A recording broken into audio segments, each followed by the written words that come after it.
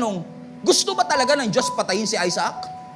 No. Ang sinasabi lang ng Panginoon, you have been praying for that son for 25 years. Ibinigay ko ang desire ng puso mo. Ang tanong nung natanggap mo siya, nasa akin pa rin ba puso mo? Kailangan i-testing eh. Kasi minsan tayo, pag nakakuha na ng blessing, nakakalimutan na yung nagpala. Kaya minsan talaga, iaalaw ng Lord na mawala yung bagay na yun para ma-realize mo, hindi na pala si Lord ang Diyos mo. Hindi gustong patayin ng Lord si Isaac. Ang gusto niyang patayin yung idolatry sa puso ni Abraham.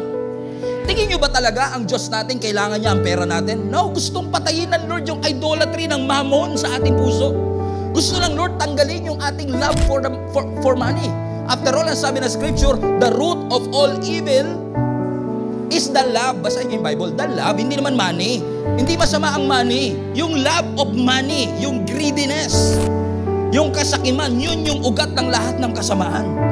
Ayaw lang ng Diyos na meron tayong ibang tinitingala maliban sa Kanya.